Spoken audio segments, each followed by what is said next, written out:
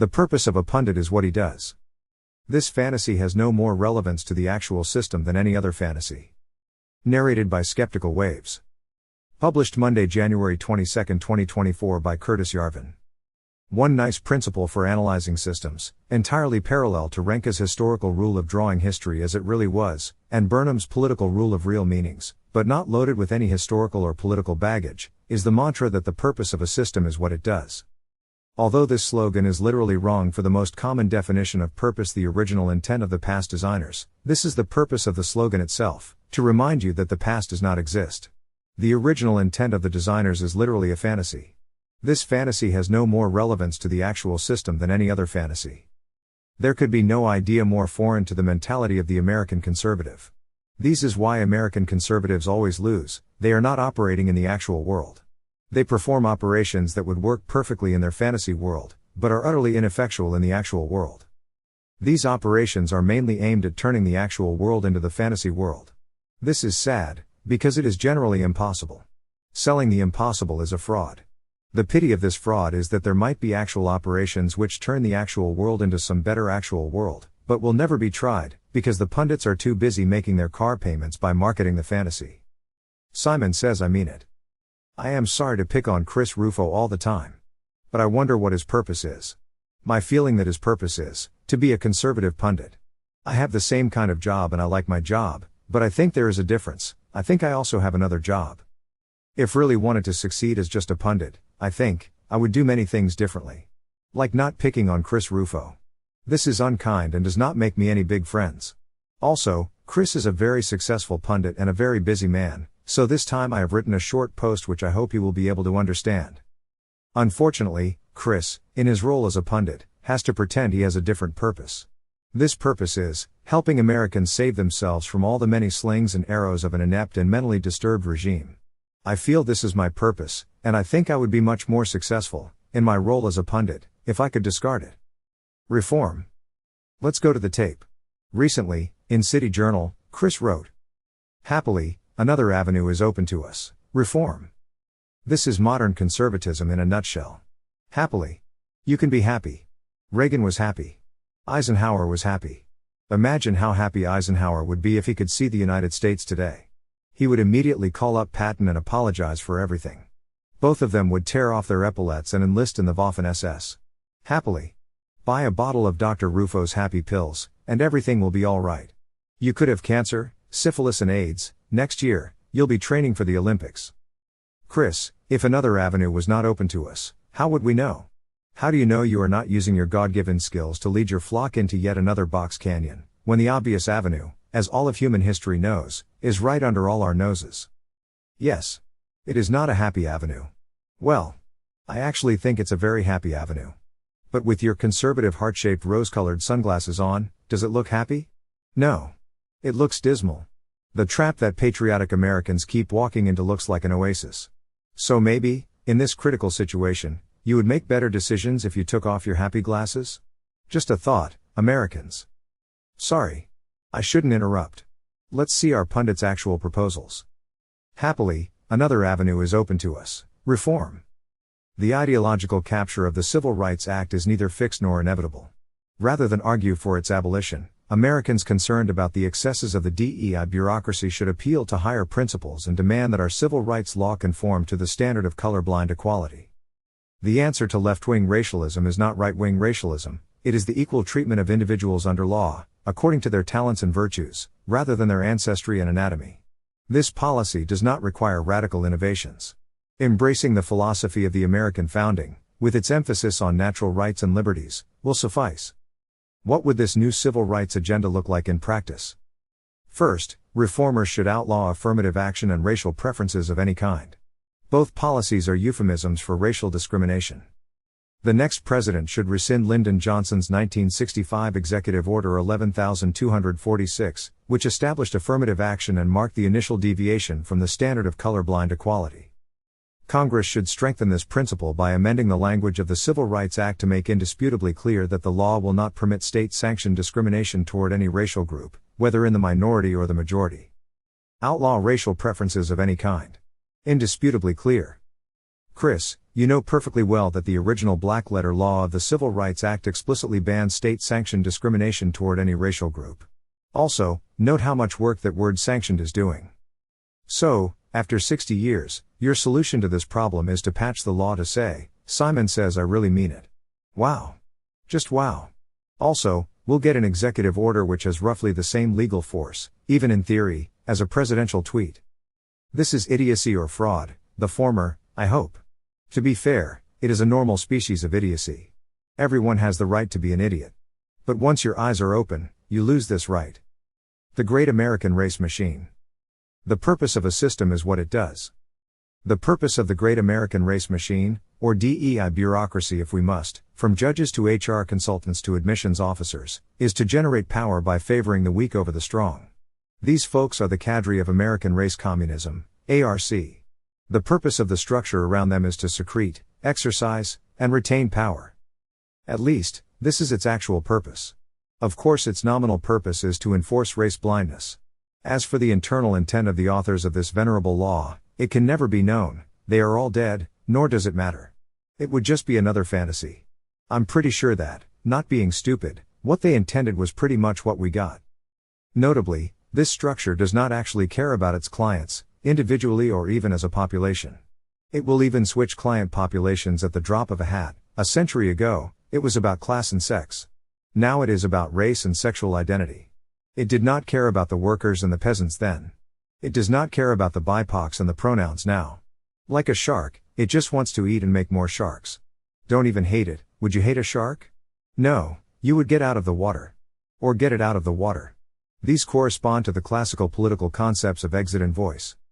In the century we live in, millions of people work in the Great American Race Machine. Your proposal, Chris, is to solve the problem by just telling them that the purpose of this system is the opposite of what they does. How will you tell them? Will it start with Simon says? If they don't listen, if they don't do the thing, what will you say next? It is true that most of these people obey a small minority, the judges. Great. Simon says to the judges, enforce the law as it was written in 1965. Or your lovely black robe will magically catch fire and burn your skin off, like the cloak Medea made for Creusa. Lol JK. Magic isn't real.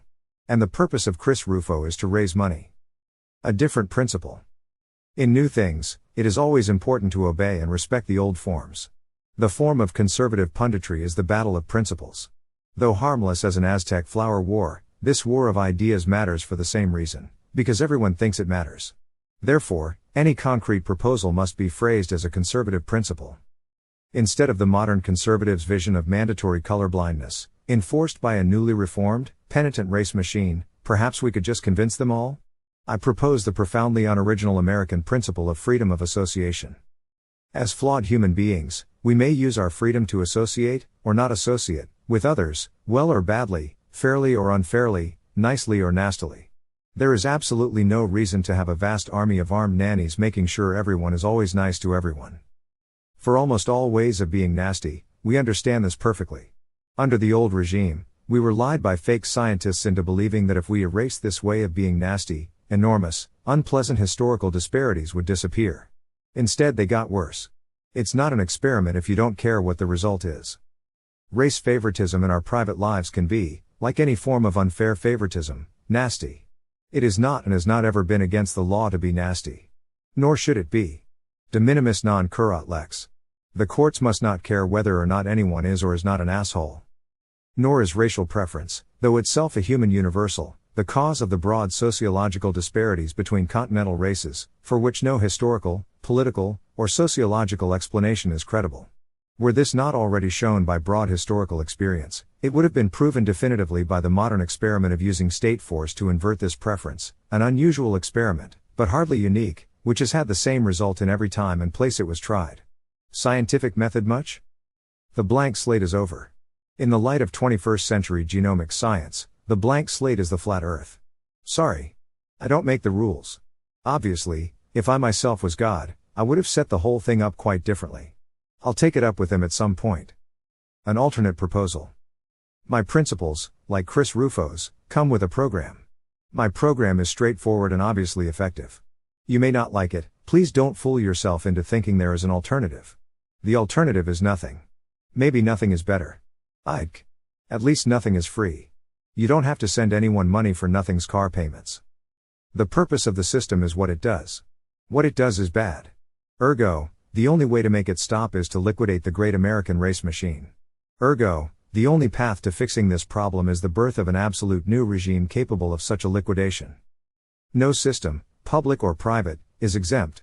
The socialist becomes a libertarian when his non-profits, universities, media companies, and, last but not least, tycoons are threatened. No, gentlemen, we have learned the depth of your commitment to liberty. My proposal is to fire all these people, everyone in every sector, public or private, erasing the difference, after all, was their idea, who was involved in the race machine.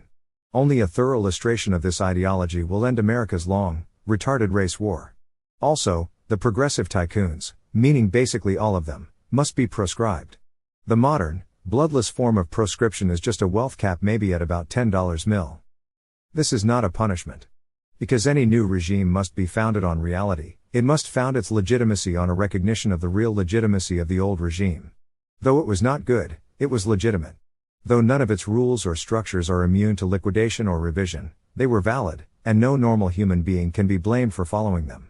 While these people must lose their jobs, the new regime must also create new jobs for them, ideally, jobs they'll prefer to their old jobs. And regardless of how they made their money, the tycoons made it legally, so they must remain rich, just shorn of the excess wealth that becomes political power. In most cases, there is no need for the old job. In some cases, there will be a new job somewhat like the old job.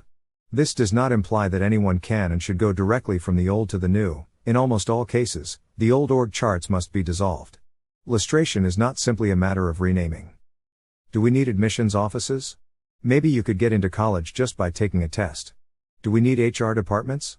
Sure. They should mostly be staffed by therapists. Do we need judges? Yes, we need smart, well-trained, realistic people with good judgment. Since we need a new legal code, lawyers from the old regime have no great advantage. Cops, however, have an unparalleled awareness of the real world. Give every cop in the country an IQ test, and present anyone who breaks 125 with a lovely new black robe. The Rwandan analogy. Though this criticism is severe, and ideally will make Chris Rufo rethink his career or even his life, we cannot overlook the ways in which his direction is mostly correct. At least he is not trying to reinvert the race machine to go back to full Jim Crow. Lol. The general principle of eradicating civic conflicts is to eradicate the entire social structure which makes the conflict possible. This means different things for different conflicts, depending on the power structure of the conflict. In Rwanda, a country divided between upper caste Tutsis and lower caste Hutus, which had been ruled by Tutsi supremacist and Hutu supremacist regimes, the latest winning regime, basically Tutsi in its origins and personnel, made it a cancelable offense to even mention anything about Hutus, Tutsis or the conflict in general. Since the Hutus, being in the majority, are fundamentally stronger, no one has an incentive to reopen the conflict. Any resurgence of Hutu power would be savagely repressed, and any reinvention of Tutsi supremacy would counterproductively rock the boat. Rwanda also has a third caste, the Pygmies, who should not be involved in politics. Fortunately, their numbers are small.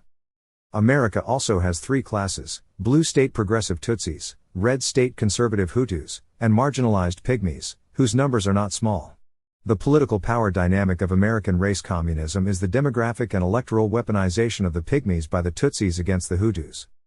Since only a red state American Hutu power regime can overthrow the Tutsi Pygmy regime, how can this regime make itself stable and successful?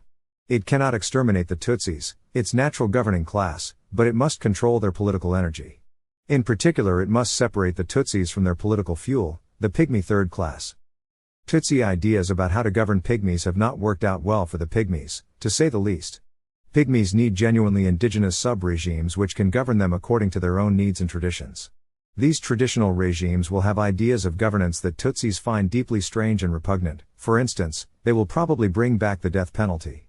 The Tutsis will have to learn the difficult, but not inherently painful, lesson of minding their own business. Being governed by Hutus is deeply, profoundly, and inherently repugnant to Tutsis. The Tutsis, to be pacified thoroughly and stably, will need their own sub-regime, with social practices, like chemically castrating children, that horrify the Hutus. Of course, Hutus are quite uninterested in being forcibly converted to Tutsism, but this will not be a problem under any Hutu power regime worthy of the name. Also, one social problem is that, since heredity is not an exact science, many human beings are born as Hutus or even Pygmies, who might just work out better as Tutsis. While this caste mobility must be tolerated and carefully managed, it is also desirable for the Hutus and Pygmies to have their own culturally traditional meritocracies. Above all, the Tutsi regime of Paul Kagame prospered stably by a. totally defeating their enemies, and then, b. treating them fairly. This is not a new idea. Tu regir imperio populos, Romana, memento, he tibi erunt artes, paciscum ponere morm, par sir subiectus, et debellere superbos. To impose the ways of peace, to show mercy to the conquered, to subdue the proud. Mr. Rufo, maybe think less about the Constitution, and more about the Roman Empire. After all, there is no tradition more American than LARPing the Romans. Why do you think our senators speak between a pair of fasces? But if you must have an African fetish, President Kagame will do. Maybe his daughter could marry Baron Trump.